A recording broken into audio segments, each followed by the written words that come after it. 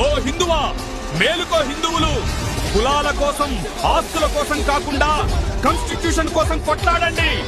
ముస్లింలు పాటించని రాజ్యాంగాలను మేము ఎందుకు పాటించాలని కొట్లాడండి. ముస్లింలకు ఉన్నట్టు షరియా లాంటి ప్రత్యేక చట్టాలు మాకెందుకు లేవని కొట్లాడండి.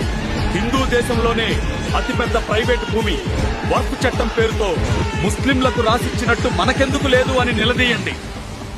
ముస్లిం క్రిస్టియన్లకు మత విద్య ఉన్నట్టు మనకెందుకు రాయలేదు అని నిలదీయండి. కాదు, హిందువులను కులాలుగా విడగొట్టినట్టు ముస్లింలను కులాలుగా ఎందుకు విడగొట్టలేదు అని నిలదీయండి. వాళ్ళు 4 పెళ్లిళ్లు చేసుకున్న తప్పు లేదని, మనం 2 పెళ్లిళ్లు చేసుకుంటే తప్పు అని ఎలా రాశారు అని నిలదీయండి. హిందూ దేశంగా విభజించి హిందూ వ్యతిరేక చట్టాలనే రాసిన రాజ్యాంగం ఆ ధర్మాన్నే పాటించలేదెందుకు అని నిలదీయండి. మన పూర్వీకులకు చదువు లేదు, నిలదీయలేదు. మనం చదువుకున్నాం. ఈ దుర్మార్గాన్ని నిలదీద్దాం.